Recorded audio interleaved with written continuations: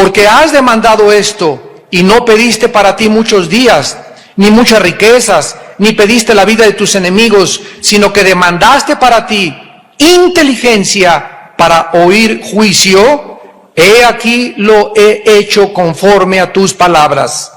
He aquí que te he dado corazón sabio y entendido, tanto que no ha habido antes de ti otro como tú, ni después de ti se levantará otro como tú.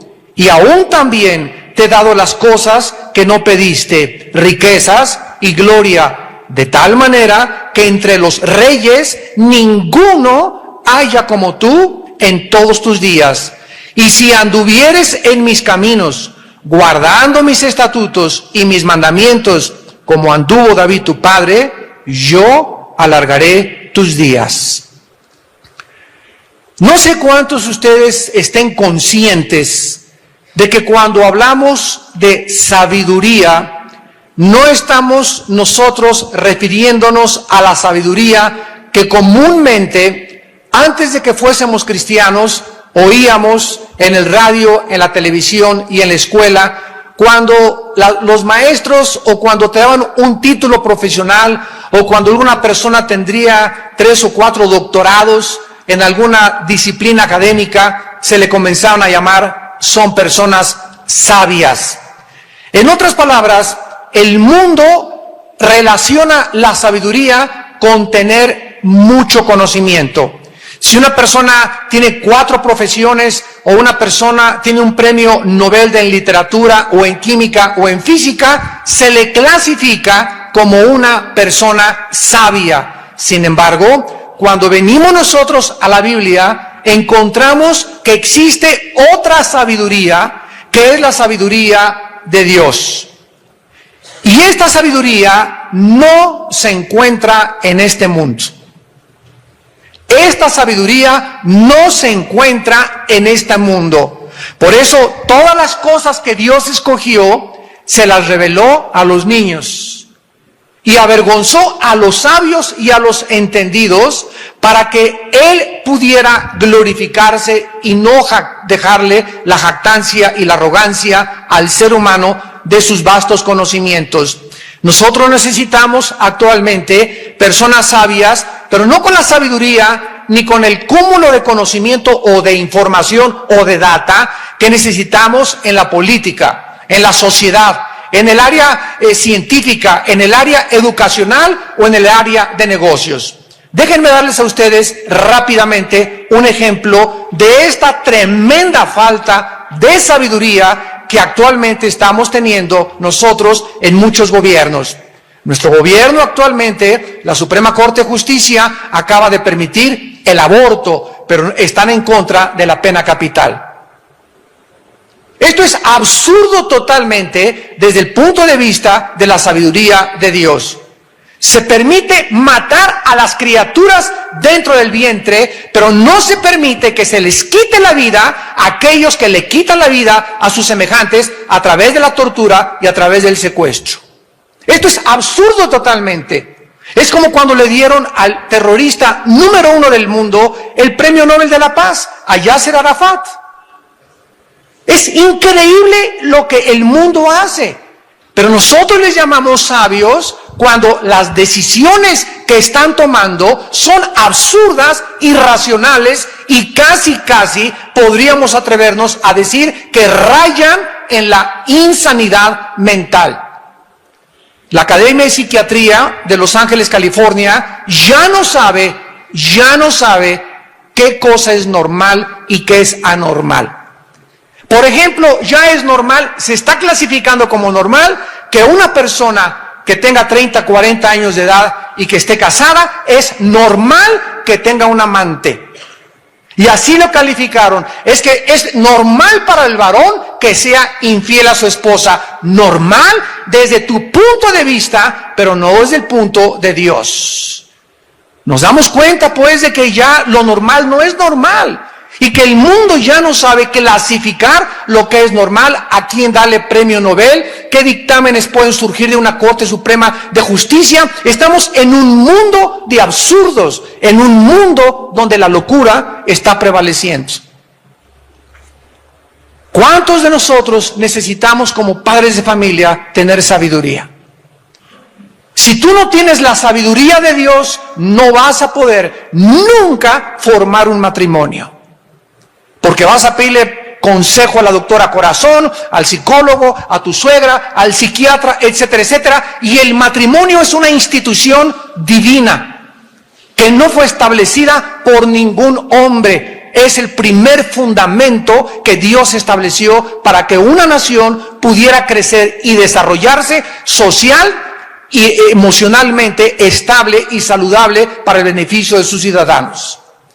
¿Cuántos de nosotros necesitamos sabiduría para ser padres, para educar a nuestros hijos? Y la Biblia nos revela que esta sabiduría que necesitamos para gobernar, comenzando con nuestra casa, con nuestras propias vidas, nuestros negocios y una nación, es una sabiduría que no se encuentra, insisto, en este mundo. En el libro de Job, en el Antiguo Testamento, en el capítulo 11, se hizo esta pregunta. Job capítulo 11, versículos del 5 al 9. Mas, oh, quien diera, está hablando Sofar, un filósofo de los tiempos de los patriarcas, ¿quién diera que Dios hablara y abriera sus labios contigo? Job es de la misma antigüedad que el libro del Génesis.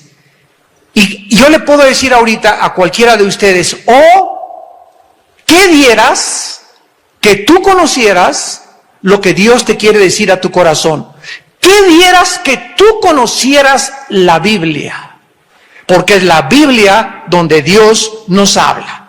Ya no es revelaciones extrabíblicas, es la Biblia, está completa y Dios cerró su libro y ya no tiene absolutamente nada que decirnos más que lo que se encuentra dentro de estos 66 libros. O que dieras que Dios hablara contigo y que te declarara los secretos de la sabiduría que son de doble valor que las riquezas. ¿Conocerías entonces que Dios te ha castigado menos de lo que tu iniquidad merece? Vean ustedes estos dos acercamientos. Cuando comenzamos a descubrir la sabiduría de Dios, descubrimos que es más importante buscar la sabiduría de Dios que buscar cómo hacer dinero. Inmediatamente surge la pregunta, ¿y por qué? Porque si tú haces dinero y prospera tu negocio y no tienes sabiduría, no vas a saber cómo invertir el dinero. Lo vas a desperdiciar, te vas a endeudar, vas a tener 100,000 pesos de sueldo y van a subir a 200,000 y no importa el sueldo que tengas, nunca estarás satisfecho, porque para poder manejar el dinero necesitamos sabiduría. Por eso es mucho más valioso la sabiduría que el dinero. Porque si busco la sabiduría y Dios me quiere dar dinero, yo voy a saber cómo, cuándo y en qué momento gastarlo y en qué invertirlo. Porque tengo la sabiduría de Dios. Y cuando tengo la sabiduría de Dios, dice el versículo 6, voy a conocer y voy a entender que lo que me ha pasado en la vida, y la mujer que me dejó, y el hijo que me dejó, y lo que te pasó, y el coche que te chocaron, o el secuestro que te hicieron, o etcétera, etcétera, son muchas de las cosas que nosotros muchas veces necesitábamos para poder entender que muchas cosas que suceden son para meternos en el camino de la justicia y de la santidad. Conoceríamos que Dios nos ha castigado menos de lo que nuestros pecados merecen. En el capítulo 12 de Job, dice el versículo 13, capítulo 12, versículo 13, con Dios está la sabiduría y el poder. Suyo es el consejo y la inteligencia. Si Él derriba, no hay quien edifique. Encerrará al hombre y no habrá quien le abra. Versículo 17, Él hace andar despojados de consejo a los consejeros, que es lo que estamos nosotros dándonos cuenta actualmente en el mundo. Vivimos en un mundo donde los consejeros, los magistrados, los gobernantes, los que se consideran como sabios, están, ¿verdad?, carentes absolutamente de sabiduría. En un mundo donde estamos viendo todo a nuestro alrededor, de qué modo se está llevando a la barranca al planeta en el que vivimos. Dice la Biblia en el versículo 24, Él quita el entendimiento a los jefes de los pueblos de la tierra y los hace vagar como por un yermo sin camino, porque vemos tantos juicios actualmente de tantos políticos en el mundo sin rumbo, sin brújula, sin saber a dónde llevan al pueblo ni al hoyo en que están cayendo, porque Dios está tratando con sus vidas y con esas naciones. Y la mayor parte de las veces, cuando cayeron los juicios de Dios sobre Israel, inmediatamente Dios usó a naciones como Babilonia, como Asiria, como a los griegos y como a los romanos, para que vinieran y cautivaran y se llevaran presos a aquellos que se llamaban el pueblo de Dios. Porque el pueblo de Dios había abandonado a Dios y había abrazado a los ídolos. Y actualmente creemos nosotros que un ídolo es una imagen solamente delante de la cual ya no te postras porque ya eres cristiano. Sin embargo, la idolatría va mucho más que eso. La idolatría es cualquier afecto que tú tengas, cualquier sentimiento que tú tengas, cualquier cosa en tu vida a la que le estés dando el primer lugar. Que no sea Dios, es un ídolo. Puede ser tu negocio, que trabajas, te levantas de las 8 y llegas a las 9 y te crees que estás trabajando y que eres un hombre de bien y que eres un hombre justo, pero ya se te fue el tiempo, no tienes devocionales a las 6 de la mañana antes del trabajo, ya con trabajos llegas a la iglesia y llegas tarde aquí hasta el sermón, ya no tienes tiempo en la semana para Dios porque estás preocupado en el dinero, voy a tener 2 turnos para hacer más dinero, y cuando ponemos el negocio o el trabajo antes que Dios, estamos comenzando a convertirnos en idólatras. Y no les pasa solamente a los laicos, les pasa también a los pastores. Yo conozco muchos pastores que se levantan en la mañana y van y reparten y predican y a la cárcel y regresan, y todo eso está bien, pero ellos no tienen tiempo de tener comunión con Dios a solas, en la madrugada y antes de acostarse. Le han dado más importancia al ministerio y a la iglesia que al propio Dios. Mujeres que es la presidenta de la femenil y la hermana es la presidenta de la asociación femenil de la iglesia, etcétera, etcétera, y para acá y para allá, y llegas a su casa y el bonche de trastes sucios, polvo por acá, no le lava la ropa interior a su esposo, no se preocupa de su esposo, pero es la presidenta de la femenil. O sea, pone ella en primer lugar su ministerio que su casa. Y tenemos el orden invertido, porque para Dios es Él primero, en segundo lugar es mi esposa o tu esposo después de Dios. En tercer lugar ponemos a los hijos en prioridades, en cuarto lugar el negocio. Busca primero el reino de Dios. ¿Busca qué? Primero. Búscame antes de tu negocio, antes del deporte, antes de hacer dinero, antes de la escuela, antes de todo. Búscame a mí y yo te voy a dar lo que tú me pidas. Vamos a ver esto en la vida de Salomón. La sabiduría, pues, podríamos definirla de la siguiente manera.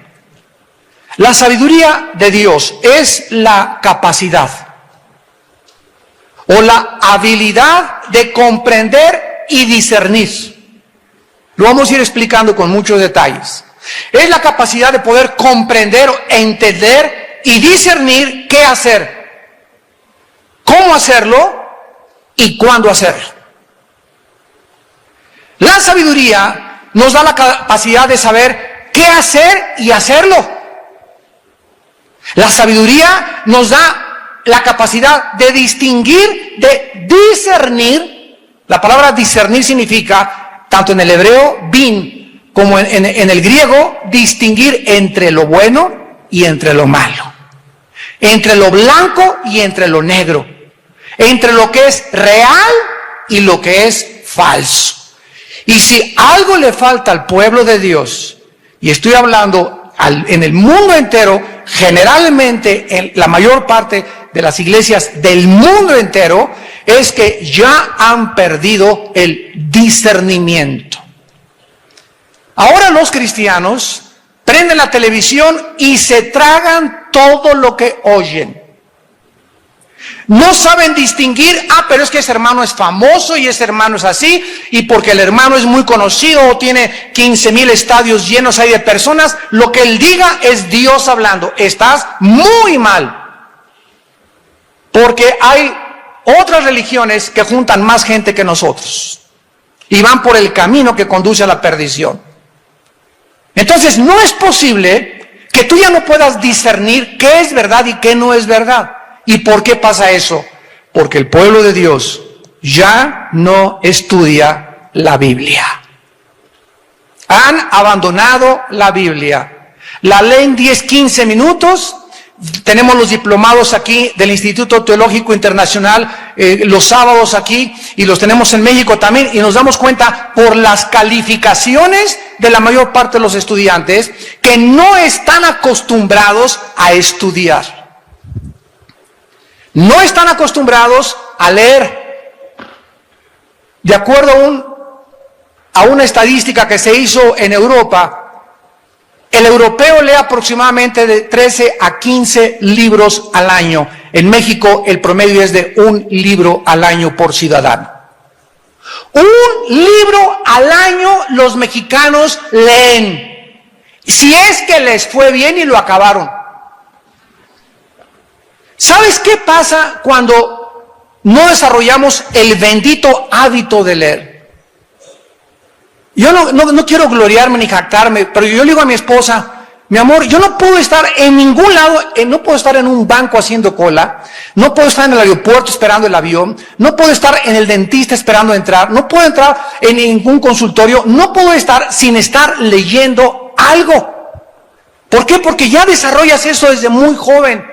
Ya 3, 4 libros al mes. ¿Y qué pasa cuando lees? Comienzas a aumentar el conocimiento, pero si tienes la sabiduría de Dios, lo pasas por el filtro de Dios, y todo ese conocimiento te sirve para poder hablarle a la gente, para dar consejos a la gente y para saber por dónde va la nube del Espíritu de Dios.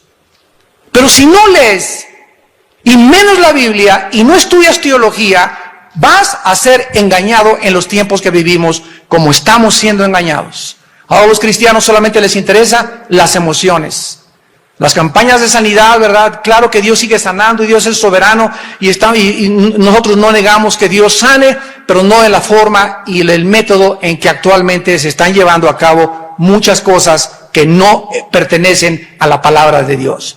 ¿Por qué? Porque va el cristiano y lo que quiere es su sanidad, quiere los regalos de Dios, quiere que le prometan que le va a ir bien, quiere que le digan que va a prosperar, quiere que van a tener dinero, y todo eso, quiero, Señor, dame, y comenzamos a confundir los regalos que Dios nos quiere dar con Dios.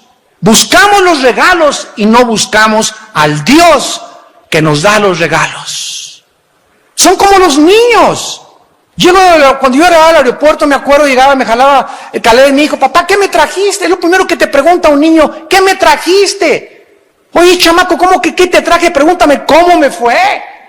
Pero no le puedes tú decir eso a un niño, porque un niño no ha desarrollado esa conciencia. Y así son los niños, ¿lo ves? Están centrados, ¿verdad? Totalmente. ¿Qué me trajiste? Y lo único que les interesa es ellos. ¿Cómo te fue en el aeropuerto? ¿Descansaste? Con nada. ¿Qué me trajiste? Y así están los cristianos. Señor, dame, sáname, échale a los demonios fuera a mi hijo. Ames estas cosas. Buscamos a Dios siempre para que nos dé, y no lo buscamos para adorarlo y simplemente porque Él es Dios.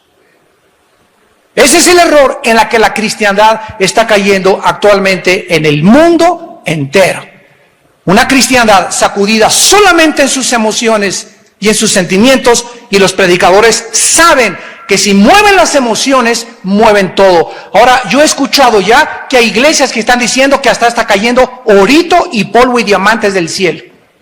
Y los cristianos se la creen, cayó orito del cielo. ¿Sabes una cosa? Ese orito no es de Dios, es de Satanás que está moviendo sus alas.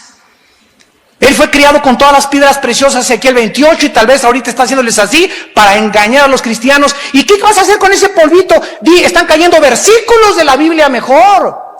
¿Para qué quieres ese polvito y esas piedras preciosas? Bueno, estamos en un tiempo de tanto engaño y de tanta distorsión y de tantas herejías. Como escuché el otro día también a una persona que dijo que invitaba a los ángeles a su iglesia para que les ministrara el Espíritu Santo. Y ordenándoles ustedes, ángeles por acá, nunca se nos manda que ordenemos a los ángeles. Los ángeles son, dice el Salmo, ministros de Dios y hacen lo que Dios hace. Nosotros le pedimos a Dios y Él pone en movimiento a los ángeles. Son ministros que nos ayudan a nosotros, pero no son nuestros siervos los ángeles. Son siervos de Dios sirviéndonos a nosotros. Pero no podemos tomar esa facultad de ni siquiera llegar a decir que los ángeles vengan y que nos ministren el Espíritu Santo. Esas ya son herejías. Este es el mundo en que nos encontramos. Veamos ahora la petición de Salomón. Salomón viajó a Gabaón, se muere su padre David, a dirigir la ceremonia inaugural del reino. A esta ceremonia asistieron todos los oficiales de la corte, los magistrados, diputados, senadores, comandantes militares, gobernadores, jueces y miles de ciudadanos. 1000 sacrificios se ofrecieron al Señor, indicando el gran gozo y el grande agradecimiento que Salomón tenía por haberle Dios escogido como el sucesor de su padre. El tabernáculo se encontraba localizado en Gabaón. Bueno, más bien no habían hecho todavía un templo, por lo que iban a Gabaón en un lugar muy elevado a ofrecer sacrificios. Y una vez terminada la adoración y el servicio de la inauguración del trono de Salomón, estando dormido, Dios se le aparece a Salomón. En sueños, versículo 5, se le apareció Jehová a Salomón en Gabaón una noche en sueños y le dijo Dios, pide lo que quieras que yo te dé. En este momento, vemos nosotros que estando dormido, Dios le dice a Salomón, pídeme lo que quieras. Pero Salomón, en lugar de hacerle una petición inmediata, reconoce antes de pedirle cualquier cosa, antes de lanzarse, reconoce antes dos cosas importantes, mostrándonos Dios que es importante acercarnos a Él cuando queremos orar con ese espíritu de agradecimiento y de humildad en nuestro corazón. Dice el versículo 6 que Salomón, antes de pedirle nada a Dios, reconoce dos cosas. Salomón le contesta y le dice a Dios, tú hiciste gran misericordia a tu siervo David, mi padre, porque él anduvo delante de ti en verdad, en justicia y con rectitud de corazón para contigo. Y tú le has reservado tu gran misericordia, en que le diste hijo que se sentara en su trono, como sucede en este día. Dios inmediatamente escucha lo que Salomón reconoce. Número 1, que él estaba sumamente agradecido, profundamente tocado por saber que había tenido un padre como el que Dios le había dado, el rey David.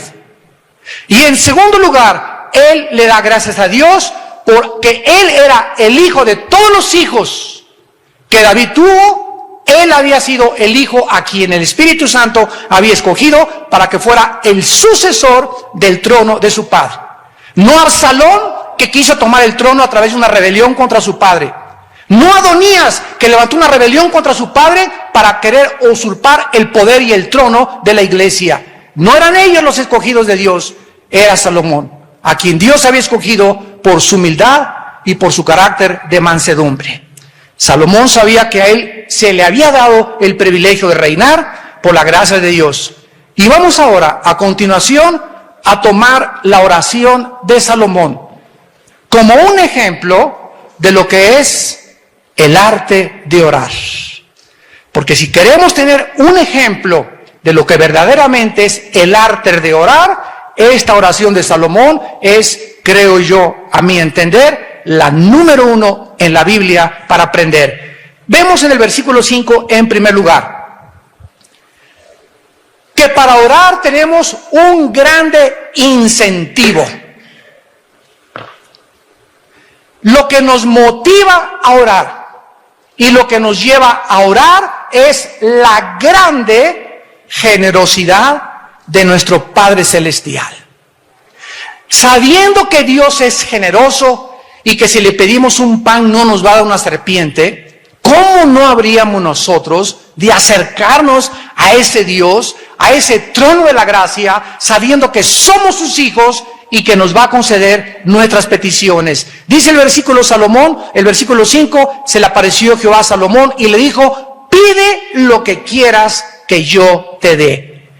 Aun cuando nosotros no somos reyes, amados santos de Dios, y aun cuando nosotros no tenemos el mismo nivel de responsabilidad que tenía Salomón, ¿no es acaso el Dios de Salomón el Dios al que nosotros nos acercamos todos los días? ¿Qué nos dice Santiago capítulo 1 versículo 5 del Nuevo Testamento? ¿Alguno de ustedes carece de sabiduría? Pídamela. Dios en el Nuevo Testamento nos hace la misma invitación. Si tú sientes que no tienes sabiduría y le dices, Señor, yo no sé realmente, no sé, a mi vieja ni la voy a entender. Y como decía mi abuelo, ni busques entenderlas. Ámala solamente. Entonces no estés tratando, ¿verdad? Dame sabiduría para entender a mi esposa. Te va a costar Dios, no la vas a entender. Yo te he mandado solamente no que la entiendas, sino que la ames. Entonces dices, Padre Santo, dame sabiduría para amar a mi esposa. ¿Por qué le pides eso a Dios? Porque conoces que en Efesios 5 se nos dice, maridos, amen a vuestra mujer. Señor, dame sabiduría para educar a mis hijos, para que no los eduque a puros garrotazos, pero que tampoco sea un sentimental, que les perdone todo y que sean hijos y que crezcan consentidos. Entonces dame la sabiduría para usar la vara y el amor. Y para ese equilibrio de usar la vara y el amor necesitamos la sabiduría de Dios. Señor, tengo una empresa, tengo una taquería que voy a poner. Dame sabiduría, Señor, para saber en dónde ponerla, cuándo ponerla, a cómo cobrar los tacos, qué hacer con ese dinero, cuánto guardar, en qué voy a invertir, etcétera, etcétera. Para todo eso necesitamos la sabiduría de Dios. Señor, soy maestro en la escuela, en la universidad o en la secundaria y tengo la oportunidad de hablarles. Dime cuándo puedo hablar a los estudiantes, si en el recreo, si a la maestra, cómo contestarles cuando me pregunten. Señor, necesito tu sabiduría para enseñar y educar a mis alumnos. En todas las cosas necesitamos sabiduría. Señor, tengo un ranchito y tengo 15 gallinas y tengo 30 chivos y tengo 40 vacas y no sé realmente cuántas matar, cuántas comer, a cómo venderlas. Necesito tu sabiduría. ¿A alguno le falta sabiduría? Santiago 1, pídamela, dice Dios, y te la voy a dar. Escucha lo que dice, abundantemente. ¿Por qué no se la pedimos? Porque no sabemos qué pedir. Señor, sáname, que me sacan este chamuco de retortijón, que me hagan rico, quítamelo carnal, llévate a mi esposa y tráeme otra mejor.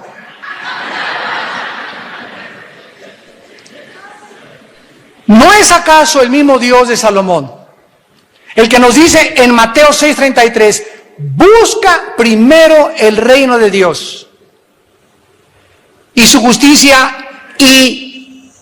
y todas las demás?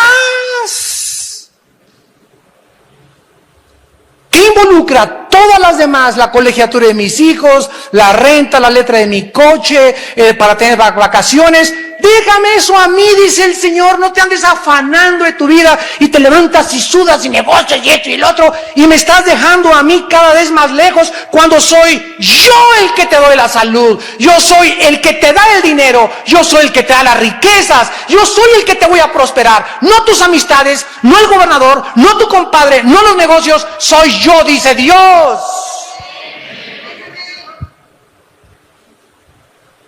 Pero ¿por qué no me buscas? Porque no crees que mis promesas son reales y por eso no tienes, porque no pides conforme a mi voluntad. Búscame y te doy por añadidura todo lo demás. la casa que quieres, el terreno que quieres, búscame, dice, soy yo el que te voy a dar lo que tú necesitas. Pero búscame con todo tu corazón, con todas tus fuerzas y con toda tu mente.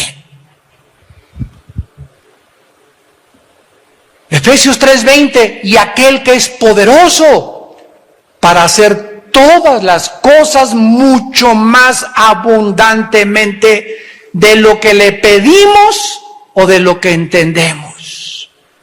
A ese Dios al cual nos acercamos y estamos orando, no nos imaginamos, dice Dios.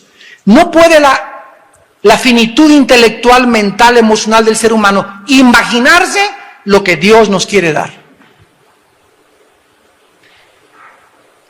Y te va a dar, no lo que le pediste, te va a dar mucho más abundantemente de lo que le pides y de lo que ni siquiera entiendes. Pero tienes que cumplir la primera condición, y es buscarlo. En segundo lugar, encontramos el verdadero fundamento de la oración. Ya vimos que la principal motivación de Dios es la generosidad de Dios. Nada, sabiendo que al que me acerco me va a responder, voy a orar y voy a aumentar mis minutos y mis horas de oración. En segundo lugar, tenemos un fundamento tremendo en la oración, que es la fidelidad de Dios. Versículos del 6 al 8. Salomón le recuerda a Dios, como ya vimos, que fue fiel con su padre, agradecido porque lo ponga en el trono. Y le dice en el versículo 7, ahora Jehová Dios mío, tú me has puesto a mí, tu siervo, por rey, en lugar de David mi padre. Y yo soy joven y no sé cómo entrar ni salir. Y tu siervo está en medio de tu pueblo, al cual tú escogiste, un pueblo grande que no se puede contar ni enumerar. Salomón expresa aquí una grande humildad de espíritu, imprescindible, esencial y necesaria para que Dios nos escuche: la humildad. Vean lo que le dice al final del versículo: yo soy un joven y no sé cómo entrar ni salir. Versículo 7, no sé cómo entrar ni salir.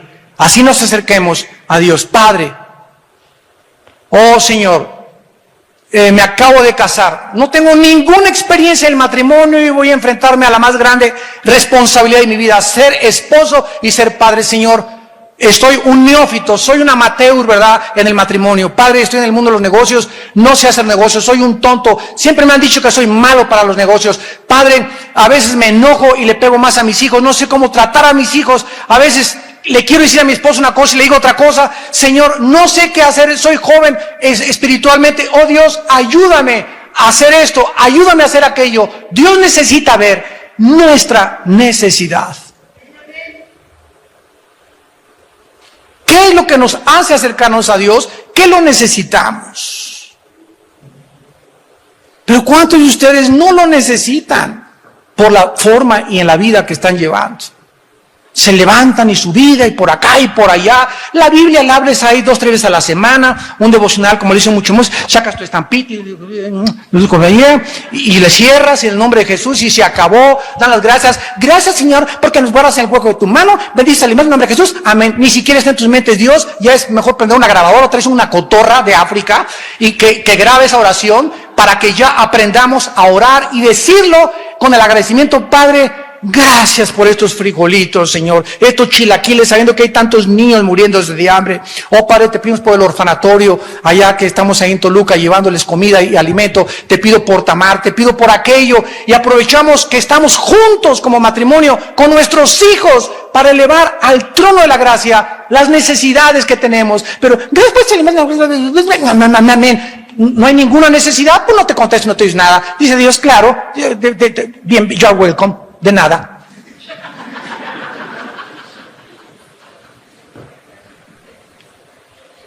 Salomón está bajo un intenso sentimiento de falta de capacidad. Salomón se encuentra consciente de su grande debilidad intelectual y espiritual y su inadecuidad para gobernar al pueblo de Dios. Ya vimos que Salomón inicia esta oración recordándole a Dios su fidelidad hacia su padre y hacia el pacto davídico.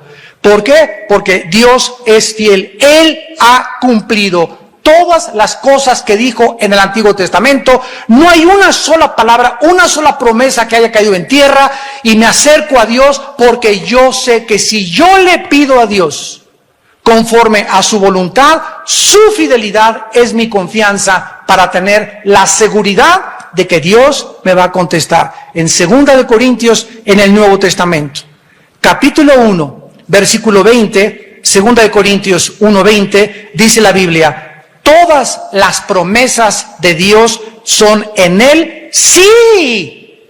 Sí, lo que tú me pidas es sí, nunca te va a decir Dios no. Y en Él amén, amén, amén, por medio de nosotros, para la gloria de Dios. Pero tenemos que acercarnos a Él con las condiciones en las que Salomón se acercó. Dice en Hebreos capítulo 6, versículos 17 al 20, en uno de los pasajes más profundos teológicamente, acerca de la oración y de la fidelidad de Dios. Hebreos 6, 17 al 20. Por lo cual, queriendo Dios mostrar. ¿Qué quería Dios? Mostrar, enseñarnos más abundantemente a quienes, a los herederos de la promesa que somos nosotros. Dios queriendo mostrarnos que van mucho más allá sus respuestas a nosotros, sus herederos. Dice la Biblia: entonces interpuso la promesa de la inmutabilidad de su consejo. O sea, lo que ha salido de los labios de Dios no puede ser cambiado. Eso significa la palabra inmutable, que no puede cambiar. Interpuso juramento. ¿Se imaginan ustedes que Dios te diga te juro? Nosotros le decimos te lo juro por mi mamacita. O te lo juro, y siempre porque metemos a la mamá, o te lo juro por Dios, y eso está prohibido en la Biblia. Que ningún cristiano jamás diga te lo juro por Dios.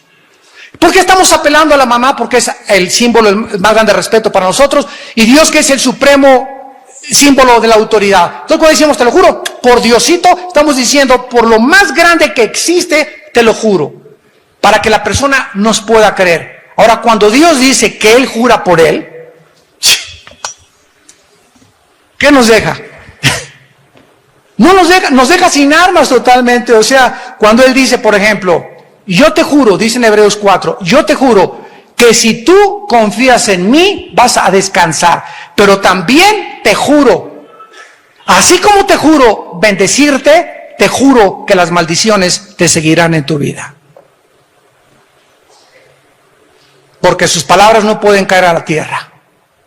Te juro que si tú me buscas en las mañanas, como dice el Salmo 5:3, de mañana te buscaré. Todos los hombres de Dios se levantaban temprano, todas las mujeres de Dios, todos aquellos le daban lo primero a Dios cuando está la mente más fresca, más clara, a las 5:30, a las 6, una hora antes de irme a trabajo, antes de vestirme, buscar a Dios. Si yo le doy a Dios ese tiempo que Él requiere de mi vida, Dios dice, te juro que prosperarás en todas las cosas y todas las cosas te saldrán bien. Josué 1, 8 y 9. De día y de noche, Josué, medita en mi palabra. De día y de noche, medita en mi palabra, guarda mi palabra y todas las cosas te saldrán bien y no habrá enemigo que te haga frente. ¿Por qué las cosas no nos salen como nosotros quisiéramos que nos salieran muchas veces? Analicemos nuestra vida de oración. ¿Cómo nos estamos acercando a Dios y cuánto es el tiempo que le estamos dando realmente a Dios? Entonces no vengas aquí a la salida, sálveme, ay, yo soy una viuda, y usted, ¿cuál es la relación que usted tiene con Dios, señora? ¿Cuál es el tiempo que usted le da a Dios? ¿O usted solamente viene como los niños? ¿Qué me trajiste? ¿Cuaracuacuá?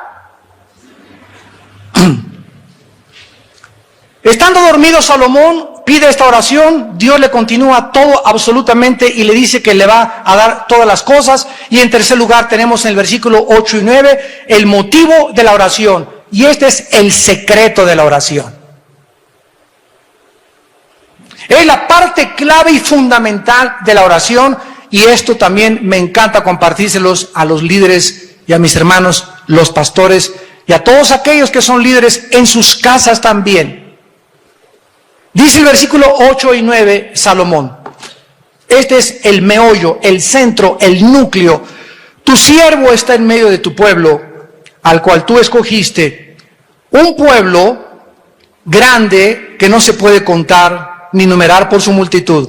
Ahora escuchen ustedes, después de su agradecimiento y de su humildad, lo que le pide Dios a Salomón. Noten ustedes que no le pide nada para él. Da pues a tu siervo corazón entendido para juzgar a tu pueblo y para discernir entre lo bueno y lo malo, porque ¿quién podrá gobernar tu pueblo tan grande? Y agradó, gloria a Dios. ¿Qué es lo que le agrada a Dios? Que cuando pidamos, recordemos siempre no centrar la oración en nosotros, sino en nuestra esposa, en nuestros hijos, en nuestros amigos, en nuestros pastores, en nuestros hermanos, en el gobierno. Señor, dame sabiduría para amar a mi esposa, no para jactarme yo. Dame sabiduría para educar a mis hijos y ser un buen padre. Dame sabiduría para manejar mi negocio, no para enriquecerme. Y si me quieres enriquecerme, gracias a Dios, pero para que ese dinero lo sepa manejar y sepa cuánto darte mi dinero. Cuando pedimos para los demás, Dios se agrada de nosotros. Vamos a analizar con lupa ahora las palabras hebreas, porque son tan importantes para nuestra mejor comprensión. Versículo 9, la palabra corazón, cuando él dice, da a tu siervo corazón entendido, en el hebreo se usa la palabra lev, L de Lola, E de Enrique, B de Víctor, lev, y significa el asiento de las emociones, de los sentimientos, del intelecto o de la voluntad. Otras veces se usa también la palabra mente.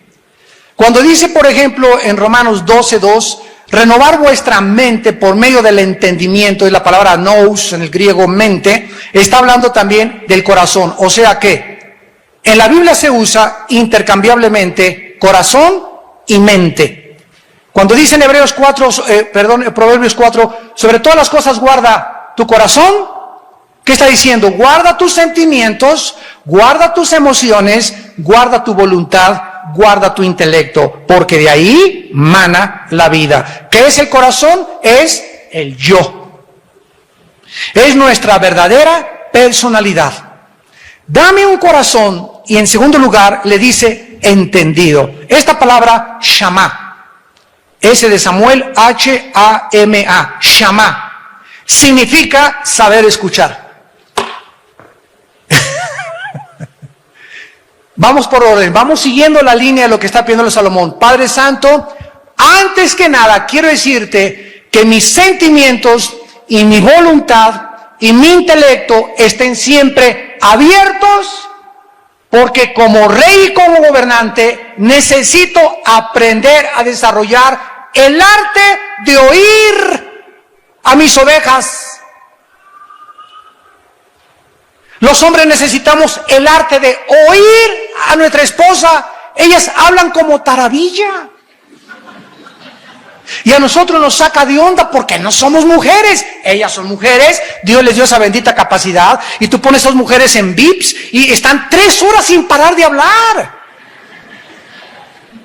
Y se despiden, adiós manita, y en la puerta se vuelven a despedir, y a la salida se vuelven a despedir, y del coche se vuelven a despedir 4 veces.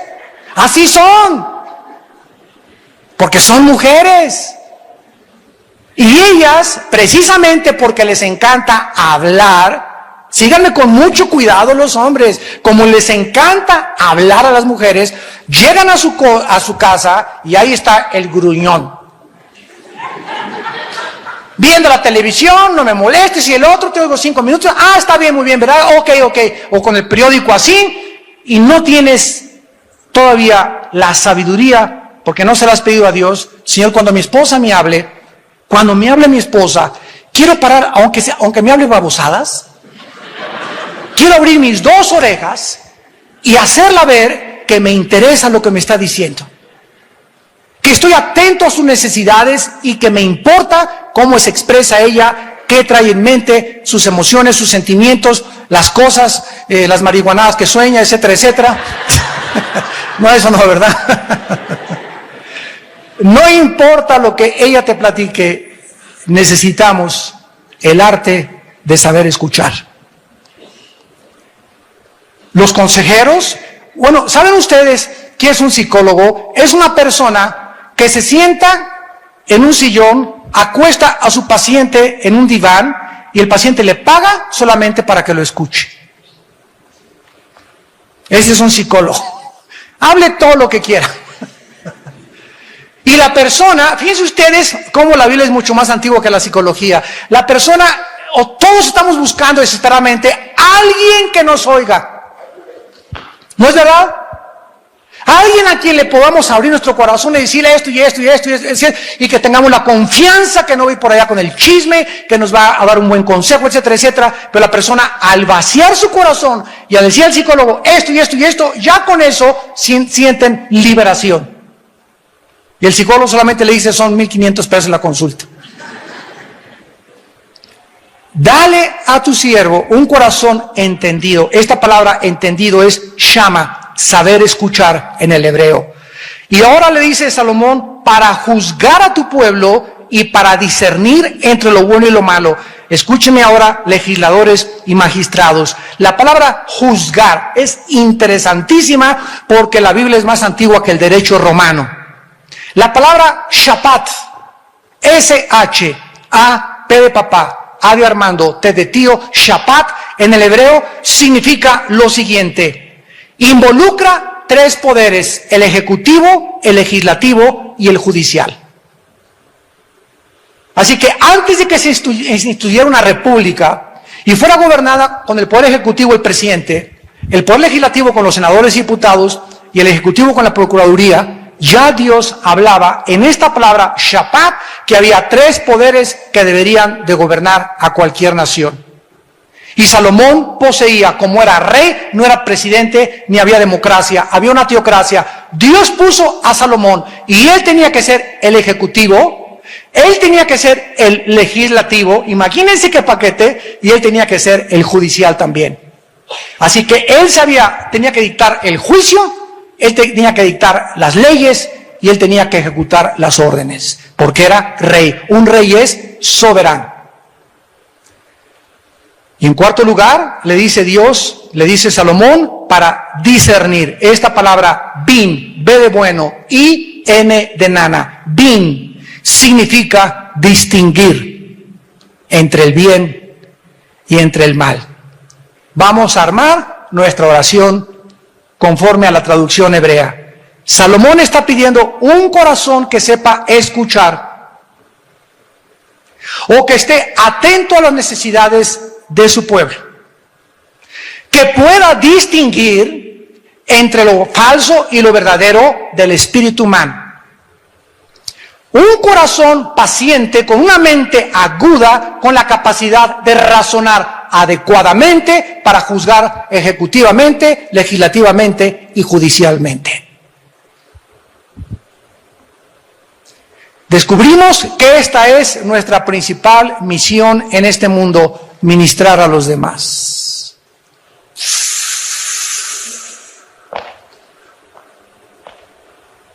Es precioso cuando Pablo cae y traiciona a Cristo, negándolo 3 veces. Amargado Pablo, llorando y llore y llore y llore. ¿Me podrá perdonar mi Señor? Él no tenía la Biblia como la tenemos completa nosotros. No saben que en la sangre de Cristo había todo limpieza y perdón de pecado. Y entonces Cristo se le aparece a Pablo en Juan 21 y le hace 3 preguntas a Pablo. ¿Me amas?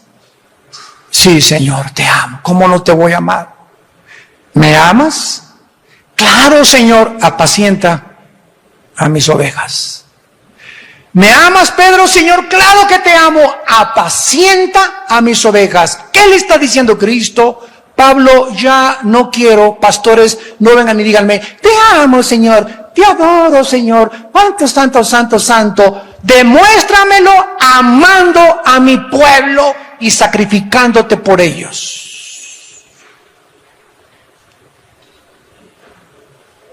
Señor, te pido que ama a tu esposa y sacrifícate por ella, por tus hijos. Busca a alguien a quien compartirle tu vida. Deja de pensar y en ti mismo y en tus propios intereses y ven y sírveme a mí. Y el que me sirva, sirva a los demás. Ahí se encuentra el secreto de la grandeza espiritual, en servir a los demás. Y para terminar, cuando una persona, escucha mucho cuidado, cuando una persona reconoce que esto viene de Dios, la persona se somete a la autoridad.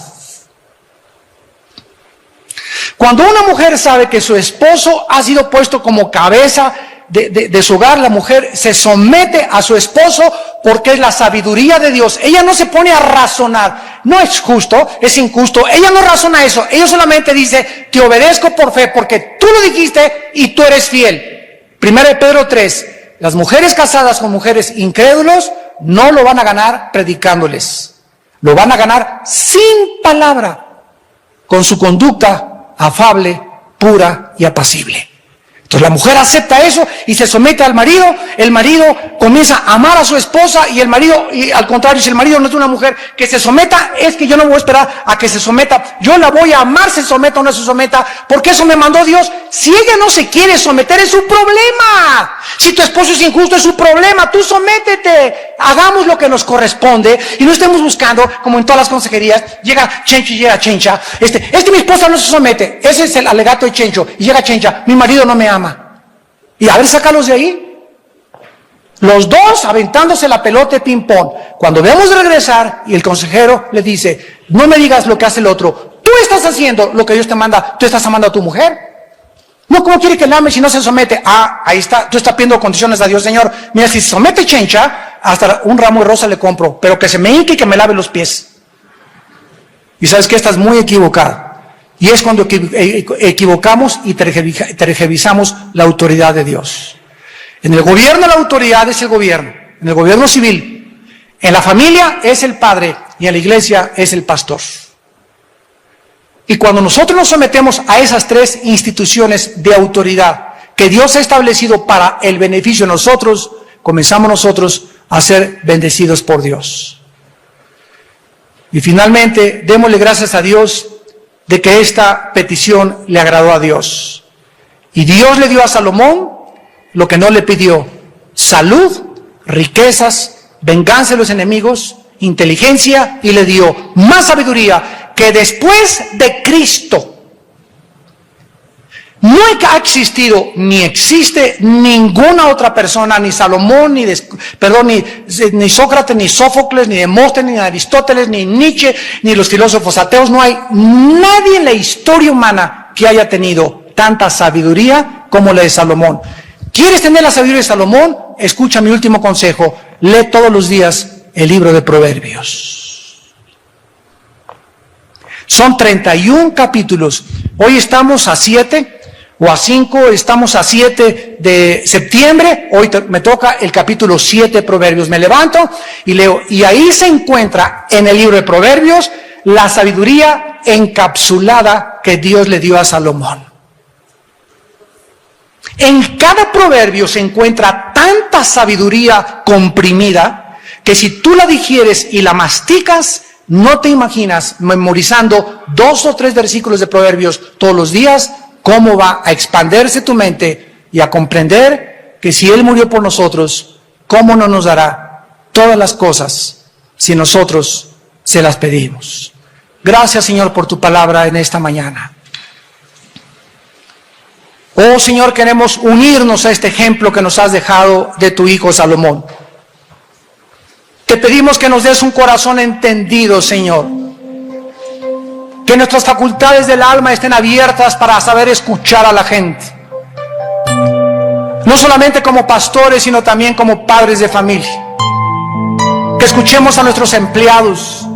El gobierno tiene el derecho de escuchar al pueblo, los padres a los hijos, los pastores a las ovejas.